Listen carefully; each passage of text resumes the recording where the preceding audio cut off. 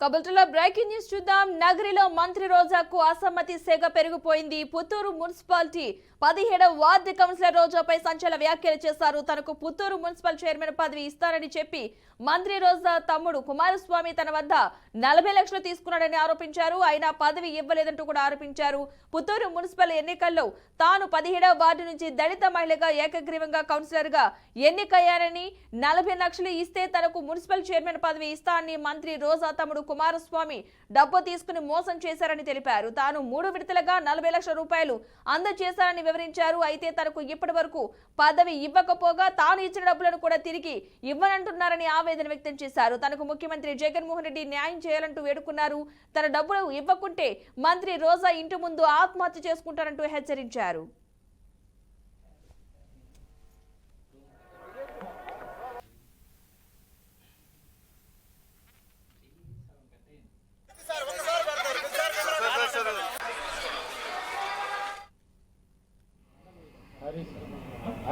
మా వార్డులోనే ఉన్నారన్న. Hari general ward అన్న.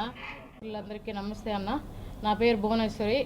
నేను నగిరి నియోజకవర్గంకి సంబంధించి రోజా మేడం వర్గంలో నుంచి పుత్తూరు మున్సిపాలిటీకి సంబంధించి 17 వార్డు కౌన్సిలర్. నేను 22 వార్డులకు గాను నేను ఒక కౌన్సిలర్ ఎనామెస్ అయ్యాను.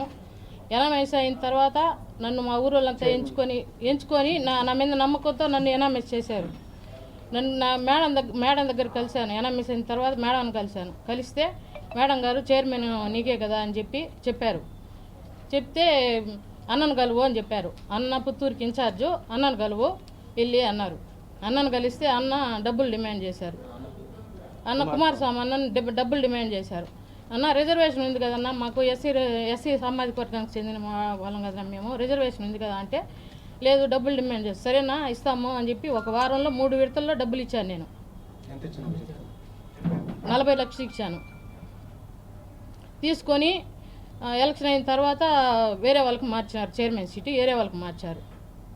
ఏందన్నా ఈ విధంగా చేశారు, మమ్మల్ని ఈ విధంగా ఇస్తా అని చెప్పి వేరే వాళ్ళకి చేశారంటే రెండోసారి ఇస్తాను 2 ఇయర్స్ తర్వాత ఇస్తా అని చెప్పారన్న. తర్వాత 2 ఇయర్స్ తర్వాత తిరిగితే 2.5 సంవత్సరం తర్వాత ఇస్తా అన్నారు. మళ్ళీ 2.5 సంవత్సరం మళ్ళీ తిరిగాను. మళ్ళీ 2.5 సంవత్సరం తిరిగితే ఇంక లేదు ఎలక్షన్ తర్వాత ఇస్తామన్నారు. అన్న ఇంక చెప్పిన డిమాండ్లన్నీ అయిపోయినాయన్న, ఇంక టైం అంతా అయిపోయింది, వద్దున నాకు ఎలక్షన్ తర్వాత అయితే నాకు అవసరం లేదు, మా అమౌంట్ మాకు ఇప్పించేయండి అని, దయచేసి ఇప్పించేయండి అని అడిగానన్న. నేను అడిగితే ఈరోజు రేపు ఈరోజు అయిపోతుంది. ఈరోజు 2 నెలలు టైం అడిగాడు అతను. 2 నెలలు టైం ఇచ్చాము. 2 నెలలు తిరిగాము. 2 నెలల తర్వాత కూడా మళ్ళీ తిరిగితే ఉన్నామ్మా ఇస్తాము, ఇప్పుడే కదా చెప్పినావు నువ్వు, ఇంకొక నెల పడుతుంది రేపు డబ్బులు రెడీ చేసేదానికి అన్నారు. తర్వాత మేడంకి రిక్వెస్ట్ పెట్టుకున్నాను, మెసేజ్ పెట్టాను. మెసేజ్ పెడితే మేడం నాకు చైర్మన్ ఇకపోతే పోతారో, నా అమౌంట్ అన్నా నాకు ఇప్పించేయండి, ఇంకా వద్దు మేడం ఊర్లో అంతా విలువ పోతుంది మాకు అని చెప్పాను. చెప్తే మేడం గారు చూసి గమనైపోయారు.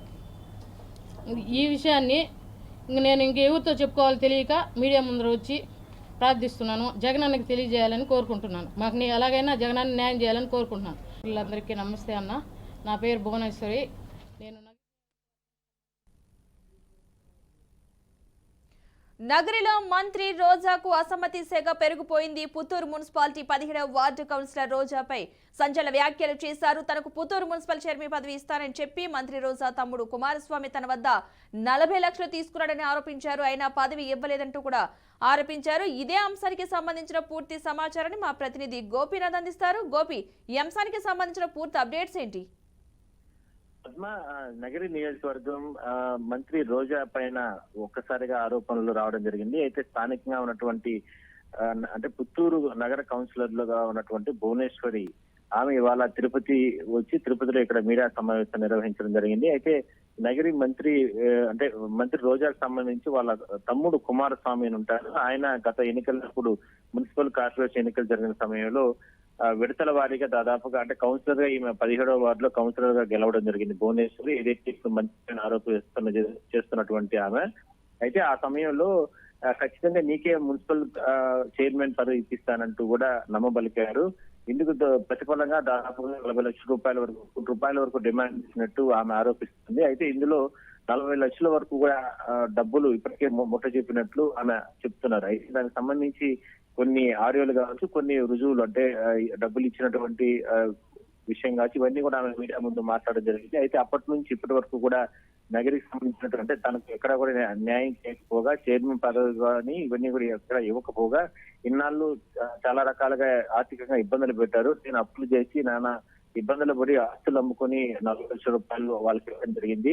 ఇదంతా కూడా మంత్రి రోజా తెలిసే కుమారస్వామి చేయడం జరిగింది. మంత్రి రోజా చెప్తేనే కుమారస్వామి మా వద్ద డబ్బులు తీసుకోవడం జరిగిందంటూ కూడా ఇద్దరి పైన కూడా తీవ్రమైన ఆరోపణలు చేయడం జరిగింది. అయితే ఇప్పుడు నాకు ఉన్నటువంటి సమస్య ఒకటి, ఖచ్చితంగా నాకు ఆ డబ్బులు రిటర్న్ గానే ఇచ్చేస్తే మాకు ఎటువంటి ఇబ్బంది లేదు. ఎందుకంటే ఇప్పటికే మేము చాలా ఇబ్బందులు పడుతున్నామంటూ కూడా కౌన్సిలర్ 17వ వార్డు కౌన్సిలర్ భువనేశ్వరి మీడియా ముందు ఆమె విలపించడం జరిగింది. అయితే 40 లక్షల రూపాయలు డబ్బులు రికవరీ ఇవ్వకపోతే మాత్రం ఖచ్చితంగా నేరుగా నగరికి వెళ్లి మంత్రి రోజా ఇంటి ముందే నేను తాను ఆత్మహత్య చేసుకుంటానంటూ కూడా ఆమె సంచలన వ్యాఖ్యలు చేయడంతో ఒక్కసారిగా అంటే వైసీపీ సంబంధించినటువంటి ఇక్కడ ఉన్నటువంటి నాయకులు కావచ్చు లేదంటే అధినాయకులు వీళ్ళందరూ కూడా ఈ అసలు ఏం జరిగింది ఏదైనా దాని మీద కూడా ఇప్పటికే పార్టీ అధిష్టానం దృష్టి పెట్టినట్టు తెలుస్తోంది. మొత్తం మీద ఒక్కసారిగా ఇప్పటి వరకు ఫైర్ బ్రాండ్ గా ఉన్నటువంటి మంత్రి రోజా పైన ఒక్కసారిగా ఆ కుటుంబం పైన ఈ రకమైన ఆరోపణలు రావడంతో అంటే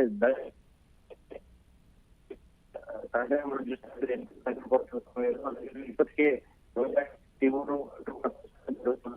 ఒక్కసారిగా